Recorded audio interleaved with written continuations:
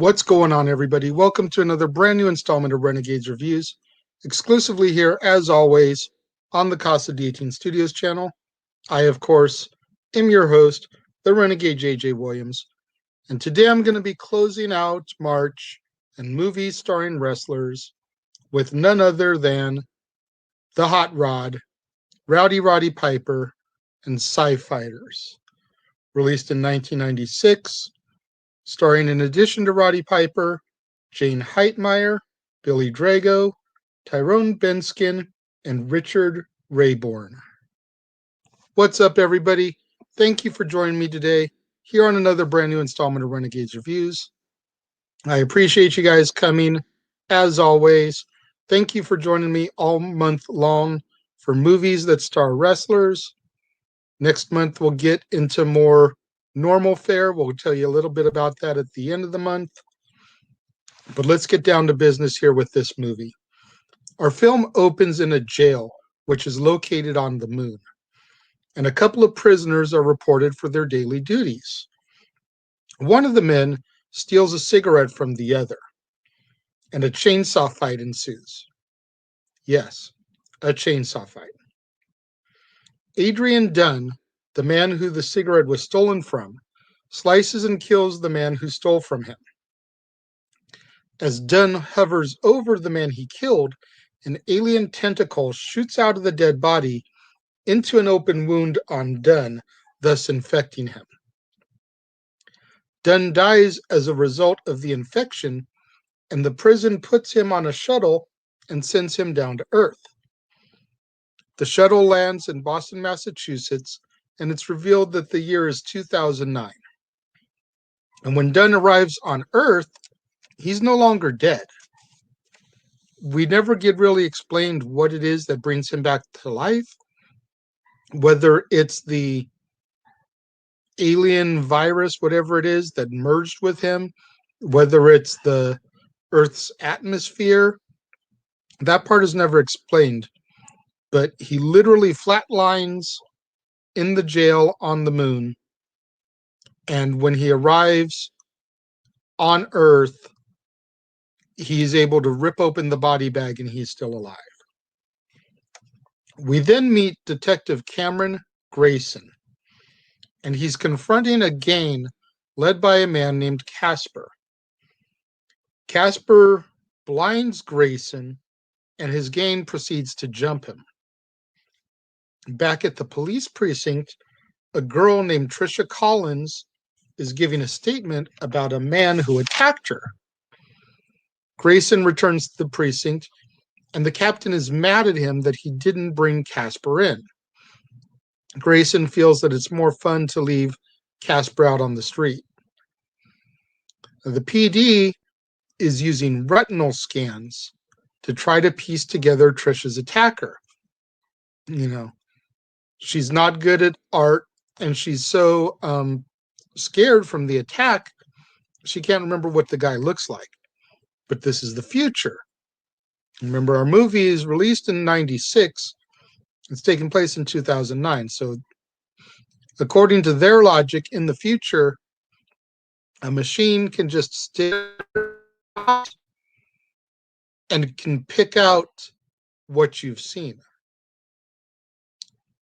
So the retinal scan pieces together the features of Trisha's attacker, and the image that's revealed is that of Dunn.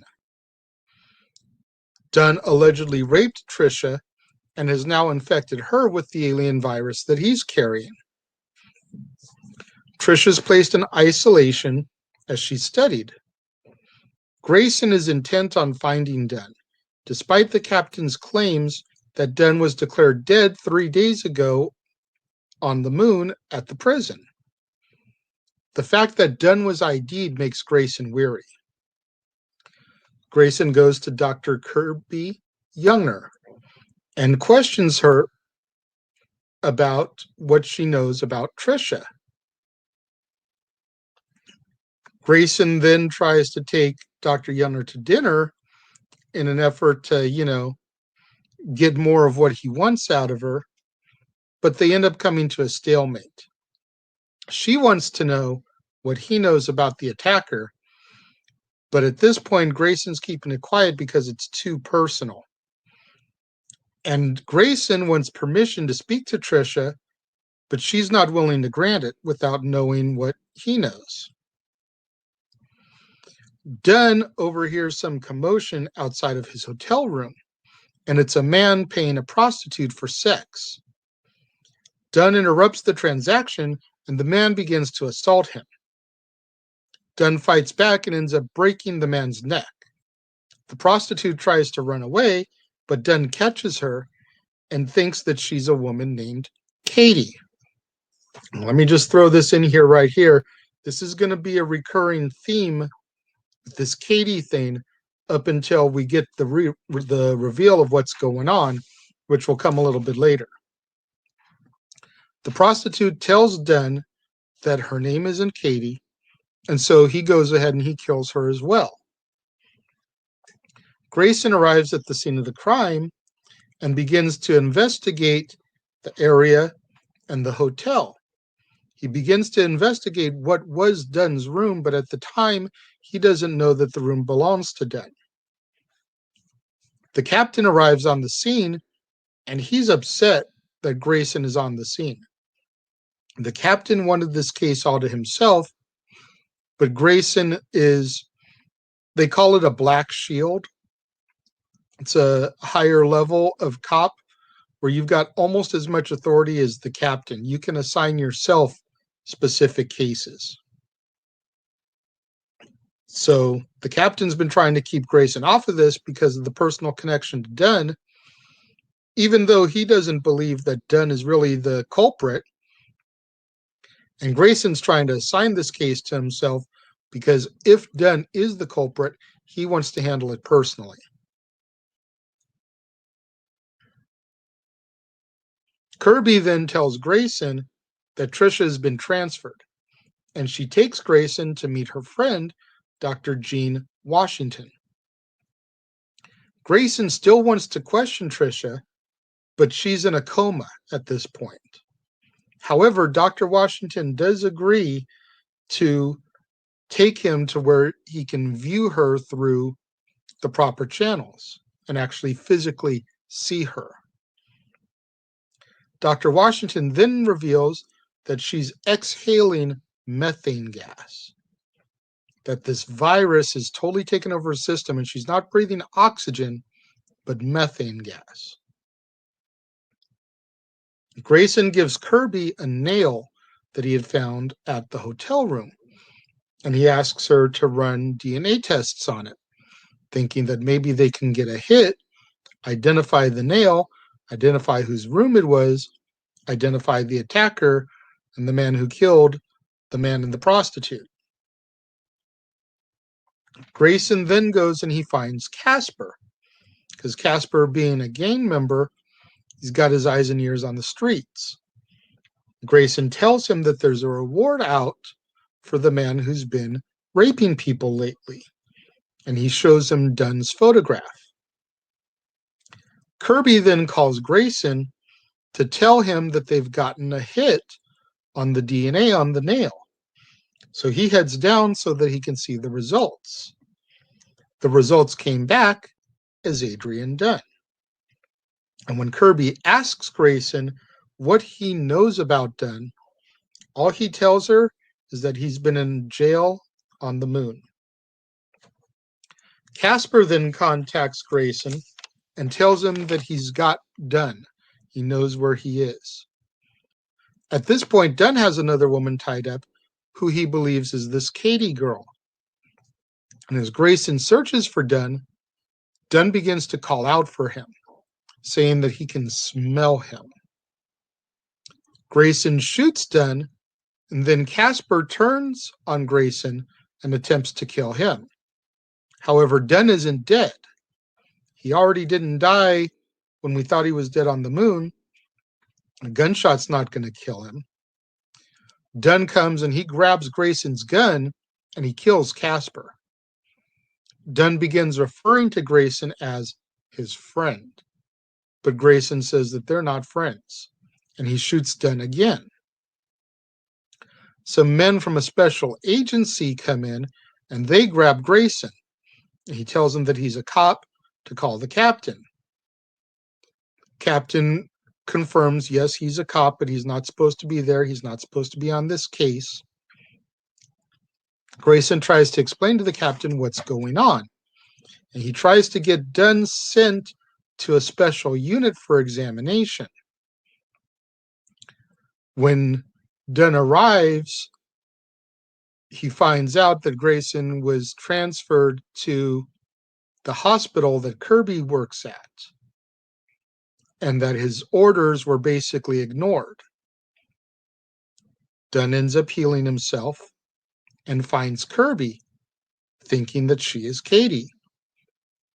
Grayson finds Dunn and stops him from attacking Kirby. He's about to rape Kirby and infect her. Dunn jumps out of a window at the hospital and runs away in order to get away from Grayson. Grayson then takes Kirby to his place and they change clothes, and Grayson tells Kirby that he's worried about her.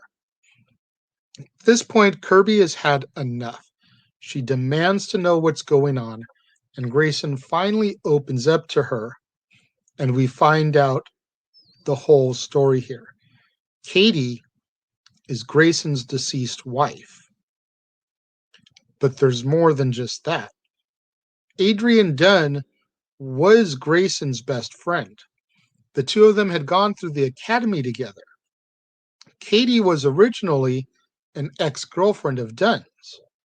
But one day, Grayson met Katie, one thing led to another, and they got married. 2 days after the wedding, Dunn came to Grayson's house.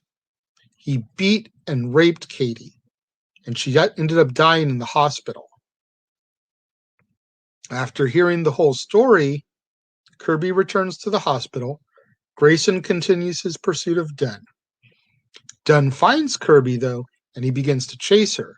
But Kirby's able to turn the tables by getting into a forklift, and she pins Dunn to a wall with the forks on the forklift so that he's stuck in between them. He's able to get loose, though, and he's about to attack Kirby again when Grayson shows up. Grayson chases Dunn, and they end up at a construction site. Dunn and Grayson fight, and Dunn is getting the better of Grayson for the most part in this fistfight. Grayson ends up dangling from a scaffold, and Kirby shows up for the rescue.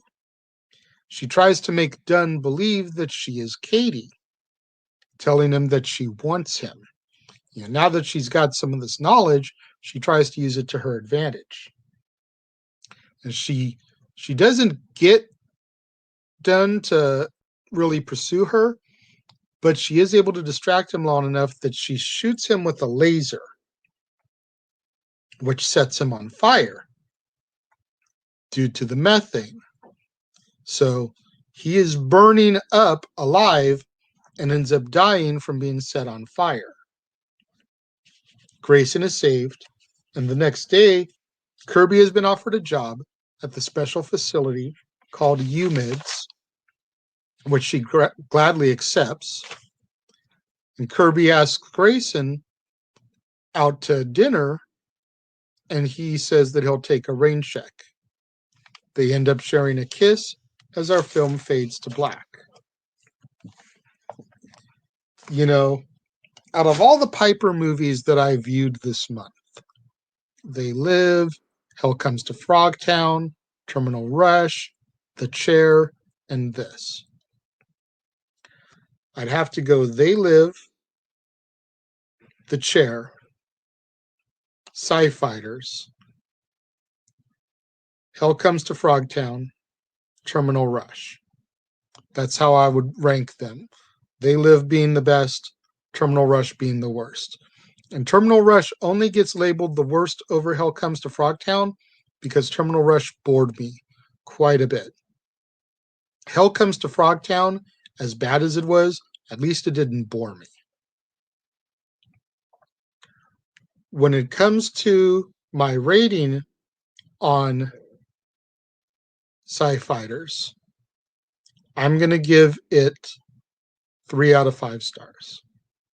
I think it was a fun, futuristic romp, which had I seen it prior to 2009, maybe it would have been a little bit better in my opinion, getting to see what they thought the future would be like then. Having never seen it and watching it, now 12 years after the movie is set, it kind of is what it is. Make sure you get out there on social media. Get those hashtags trending for me. Hashtag Casa D18 Studios, hashtag Renegades Reviews, hashtag Renegade Returns, and of course the ever popular hashtag Shenanigans. We interrupt this episode of Renegades Reviews for an important announcement about merchandising. Merchandising? What's that? Merchandising. Come, I'll show you. Merchandising, where the real money's made. Make sure you go over to teespring.com/stores/Jeff Meacham Network for all the t-shirts you see here from the West Coast professor, Jeff Meacham himself. You can get shirts for the Jeff Meacham Network, Talk Wrestling, as well as the red and gold Meachamania shirts. And while you're there, don't forget to get your shirts of the Casa D18 Studios Brotherhood, the Dads on Wrestling shirt, the Renegade JJ Williams, Statboy Sports Bar, and the hashtag StatBoyApproved shirt. Make sure you go over to teespring.com/stores/Jeff Meacham Network and score your shirts today. Make sure you do what that commercial just told you. Go to teespring.com/stores/Jeff Meacham Network. Get you your official t-shirts of the Jeff Meacham Network, your Jeff Meacham Network logo shirts, Talk Wrestling, Meachamania. Get you your official t-shirts of the Casa D18 Studios Brotherhood, your Renegade JJ Williams shirt, Statboy Sports Bar, Dad's Not Always on Wrestling, and so much more. Tomorrow, right here on the Casa D18 Studios channel, we'll be back bringing you yet another brand new installment of Renegades Reviews. And it's a doozy, folks. We're going to be starting our look at movie trilogies for the month of April. And where better to start than quite possibly the greatest trilogy that is not the original Star Wars trilogy, Back to the Future. 1, 2, and 3 over the next 3 days. Tomorrow, of course, will be the original Back to the Future, though. I'll be joined by my special guest, Jeff Meacham, over all 3 days, all 3 films, to discuss all things Back to the Future and our love and admiration of the series. You're definitely going to want to make sure that you're here to check that out. Thank you for joining me here, as always, on another edition of Renegades Reviews. Make sure you leave your thoughts in the comment box below. I'll check them out, possibly read one on the April edition of Renegade Recap. I appreciate you guys' support, and I will see you guys next time.